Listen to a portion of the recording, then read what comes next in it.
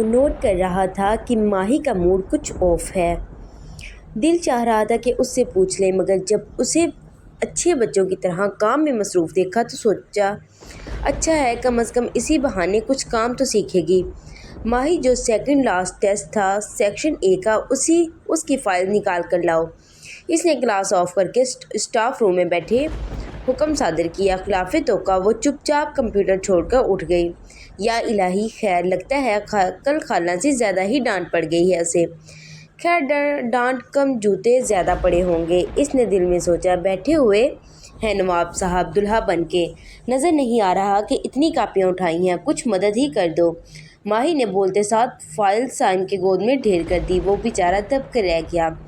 یہ کون سا طریقہ ہے، اور یہ اتنی ساری ایک سیکشن کی؟ House it possible? سائم نے فائلز اپنی گود سے اٹھا کر ٹیبل پر رکھتے کہا، خود جا کر لے آؤ، مجھے یہی ملی ہیں۔ وہ بیزار سی بولتی دوبارہ اپنے سابقہ کام میں مصروف ہو گئی۔ ماہی، یار ناراض ہو؟ سائم کو کہاں عادت تھی اسے بیزار یا خاموش دیکھنے کی۔ میں نے خالہ کو تمہاری شکایت نہیں لگانا تھی، بس وہ تمہارا مراسی کہنا برا لگ گیا تھا۔ سائم نے سر کھجاتے کہا، آپ کو بس برا لگا، اور مجھے جو اماں نے پوری رات ذلیل کیا وہ پتہ آپ کو؟ اب تو میں نے مراسی ہی کہنا ہے، کر لو جو کرنا۔ ہاں نہیں تو؟ وہ ہٹ دھرمی سے بولی۔ اچھا، بول لو جو بولنا ہے، ابھی فائلز لا دو مجھے۔ سائم نے مزید بحث پہ کار سمجھی۔ خود لے آؤ، میں کام کر رہی ہوں، صاف انکار کیا گیا۔ ماہی، سائم چلایا۔ کیا ہے؟ وہ بھی اسی کے انداز میں چلائی۔ اٹھو، فائلز لے کر آؤ۔ سائم نے کھڑے ہوتے انگلی سے اٹھنے کا اشارہ کیا۔ ایک شرط پر، تم بھی ساتھ چلو۔ ہاف تم اٹھا کر لاؤ گے، ہاف میں۔ ماہی نے ہار مانتے کہا، میں کیوں؟ اسے صدمہ پہنچا، تمہیں فائلز بھی چاہیے ہیں، تم نے ٹانگوں کو زحمت بھی نہیں دینی۔ کیا اکبر بادشاہ کی اولاد ہو؟ ماہی نے تڑک کر کہا، بھاڑ میں جاؤ، میں خود ہی لے آتا ہوں۔ وہ دندناتا ہوا باہر نکل گیا۔ ماہی دبے پیر اٹھی، تھوڑا سا سر باہر نکال کر دیکھا، وہ 3rd فلور کی سیڑھیاں چڑھ رہا تھا۔ یہ تو سیریس ہی ہو گیا، کہیں نوکری سے ہی نہ نکال دے، اسی سوچ کا آنا تھا۔ وہ سائم سے بھی پہلے اوپر پہنچ گئی، سائم کے پاس سے اتنی تیزی سے گزری کہ اس نے آنکھیں ملا کر دیکھا۔ یہ لے سر۔ اس نے 32 نکال کر تقریباً کوئی 25-30 فائل سائم کے سامنے کی۔ وہ ابھی دروازے سے اندر داخل ہوا تھا اور میڈم کی پھرتی دیکھنے والی تھی۔ یہ والا نہیں، سیکنڈ لاسٹ ٹیسٹ۔ سائم نے اس کے ہاتھ میں پکڑی ڈھیر ساری فائلز میں سے کھول کر کہا، سیکنڈ لاسٹ کون سا والا سر؟ ماہی نے بھاری بھرکم فائلز بمشکل واپس لکڑی کے باکس میں رکھتے پوچھا۔ باکس نمبر 3 میں چیک کرو۔ وہ جینز کی پاکٹ میں ہاتھ ڈال کر کمر کے وسط میں آ کھڑا ہوا۔ حکم صادر کرتے اس کے چہرے پر شریر سی مسکراہٹ تھی۔ نمبر 3؟ ماہی نے یقین دہانی چاہی۔ وہ باکس سب سے اوپر تھا۔ اسے اسٹول کا استعمال کرنا پڑا۔ سر، میں گر نہ جاؤں، اسے پکڑ لیں، اس نے رونی صورت بنا کر کہا۔ ابھی سر، واہ، تم اتنی جلدی؟ آپ 7ویں آسمان سے نیچے تشریف لے آئی۔ سائم نے لطیف سا طنز کرتے اسٹول پکڑ لیا جس پر ماہی کھڑی تھی۔ ہائے اللہ جی، یہ تو خالی ہے۔ اس نے نیچے اسٹول پکڑے، سائم کو دیکھ کر کہا، مجھے پتہ ہے۔ اس نے بولتے ساتھ اسٹول کو ہلکا سا ہلایا۔ اماں! ماہی کے حلق سے چیخ برآمد ہوئی۔ سائم نے کہکا لگایا، سر پلیز نہیں، پلیز اماں۔ ماہی چیخ مارتی رونے والی ہو گئی۔ سائم اس کی ہر بلند ہوتی چیخ کے ساتھ اسٹول کو پھر جھٹکا دیتا اور اتنا ہی چیختی، مراسی کس کو کہو گی؟ سائم نے دل جلاتی مسکراہٹ سے دریافت کیا، ساتھ ہی اسٹول کو پھر ایک زوردار جھٹکا لگا۔ ماہی نے باکس پر گرفت مضبوط کی۔ کسی کو نہیں، سوری سر، معاف کر دیں ماہی کو آپ کی دل آزاری کی۔ سائم تو اس کے اتنے معصومانہ انداز پہ اش کرتا رہ گیا۔ دل تو چاہ رہا ہے کہ ابھی اسے اسٹول کو تمہارے ان قدموں تلے سے کھینچ لوں تاکہ تمہاری یہ 206 ہڈیاں جن کو سکون نہیں ہے 412 ہو جائیں۔ سائم نے سر اٹھا کر اس کی طرف دیکھتے کہا، جس کے چہرے پر ہوائیاں اڑی ہوئی تھیں، چلو آؤ نیچے۔ اب بچوں کی طرح رونا شروع کر دیا۔ جب ہمت نہیں ہوتی تو پنگے لیتی ہی کیوں ہو؟ سائم نے ہاتھ اس کی طرف بڑھاتے کہا۔ ماہی نے ہاتھ تھامتے اس کے دونوں کندھوں پر دباؤ ڈالتے نیچے چھلانگ مار دی۔ سائم کے مخصوص پرفیوم کی خوشبو اس کے نتنوں سے ٹکرائی۔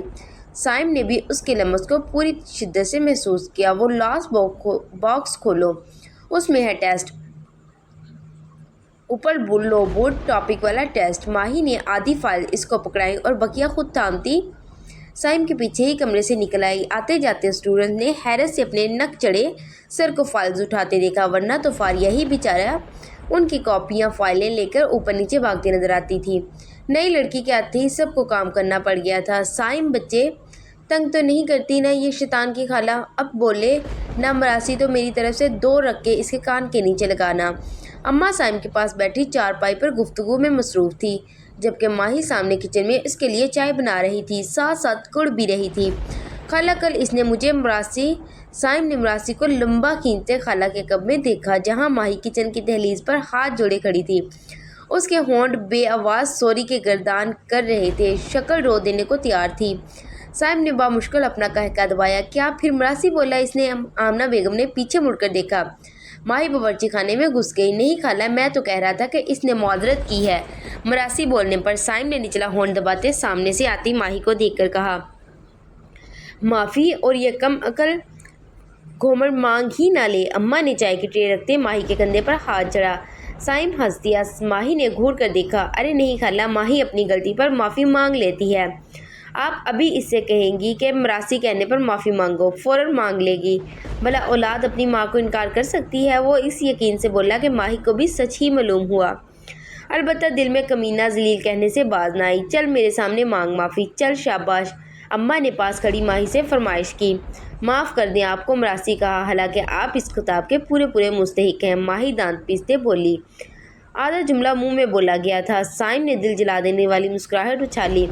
हाय साइम बेटा, सुधार के रख दिया तूने तो इस कमक्कल को, वरना ये तो कत्ल करके भी माफ़ी ना मांगे नालायक। अम्मा ने साइम को शाबाशी देते कंधा थपथपाया।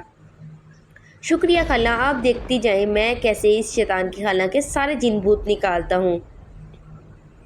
साइम ने हंसते हुए सेन में बिखरी चीज़ें समेटी। माही को देखकर कहा, मेहनत से कमाता है, तेरा रोज़ी का अड्डा है। वो कमअकल ना हो तो इसकी बातों पर ध्यान न दिया कर, हर इतवार चक्कर लगा लिया कर बेटा, वापस जाकर तो भूल ही गए हो।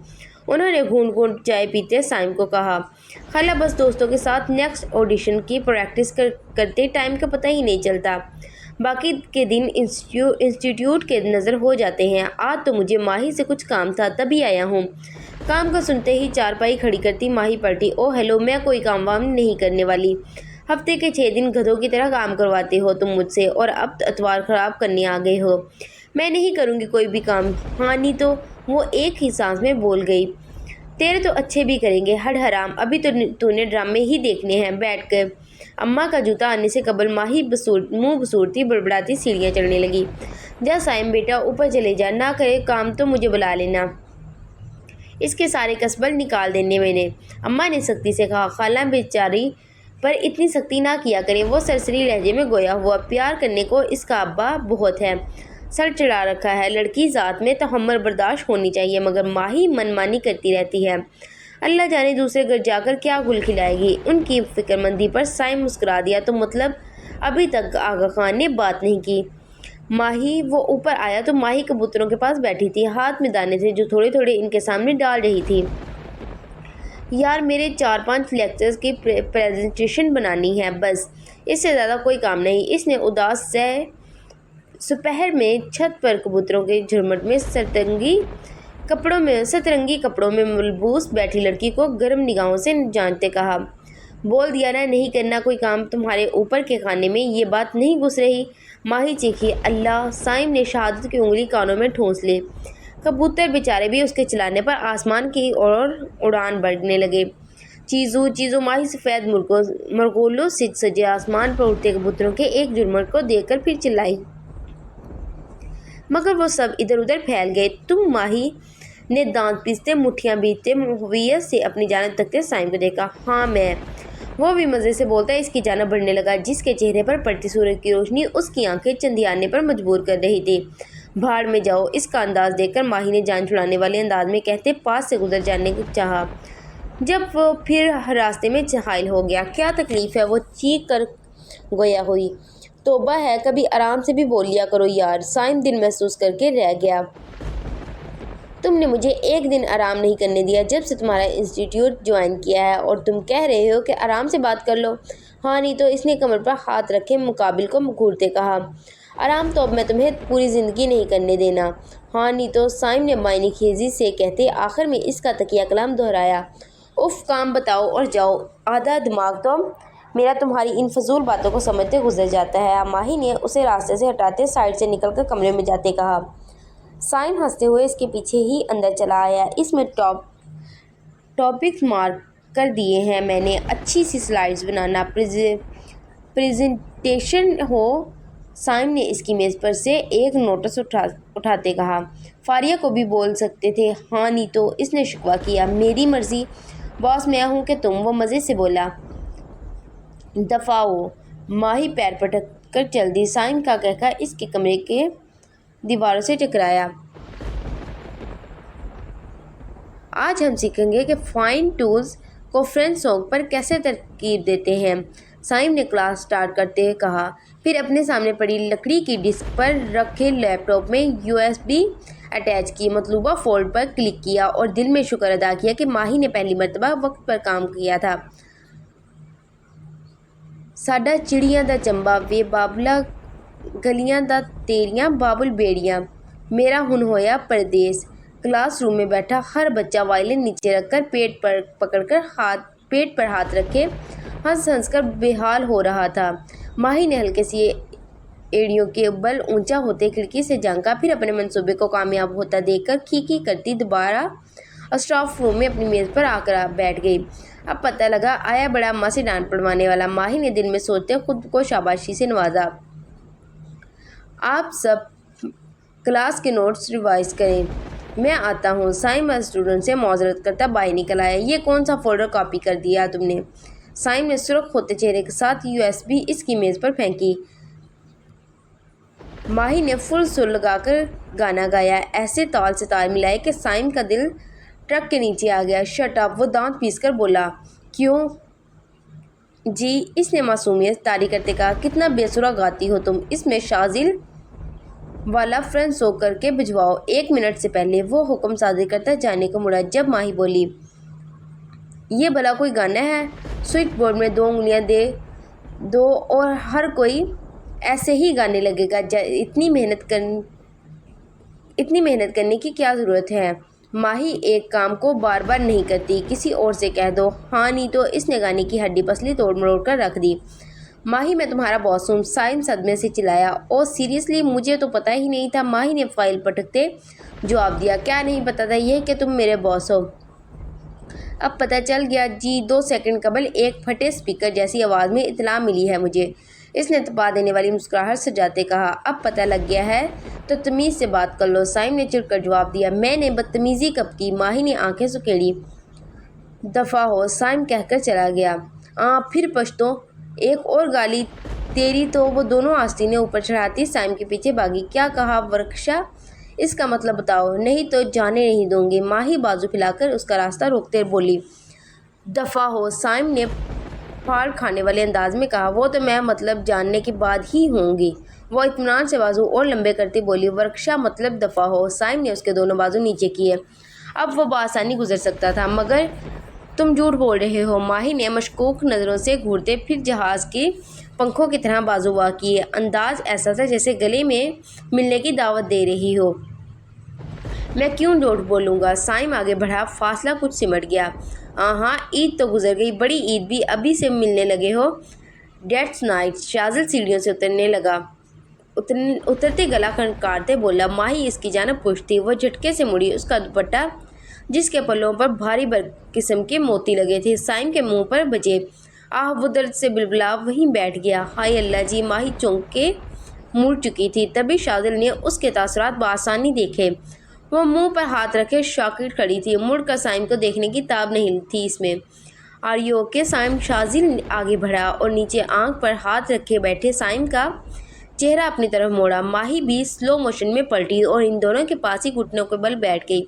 سوری سائم سر، آپ کو زیادہ لگ گئی، غلطی سے ہو گیا جی، میں نے جان بوجھ کر نہیں کیا۔ ہاں نہیں تو، وہ جلدی بول رہی تھی۔ آخر میں سائم کی کانی آنکھ سے گھورنے پر بامشکل تمام اپنا تکیہ کلام مکمل کیا۔ اتنی کریٹیکل سچویشن میں بھی تمہارا ہاں نہیں تو بولنا ضروری ہے۔ سائم ایک آنکھ پر ہی ہاتھ رکھے دہاڑا۔ تو تمہارا اتنی کریٹیکل سچویشن میں میرا ہاں نہیں تو نوٹس کرنا ضروری ہے؟ ہاں نہیں تو ماہی بھی دوب دوب بولی۔ تو تمہارا سائم کی بات شاذل نے کاٹی۔ اف تم لوگوں کی ہر وقت لڑنا ضروری ہے، اب چپ بھی ہو جاؤ دونوں۔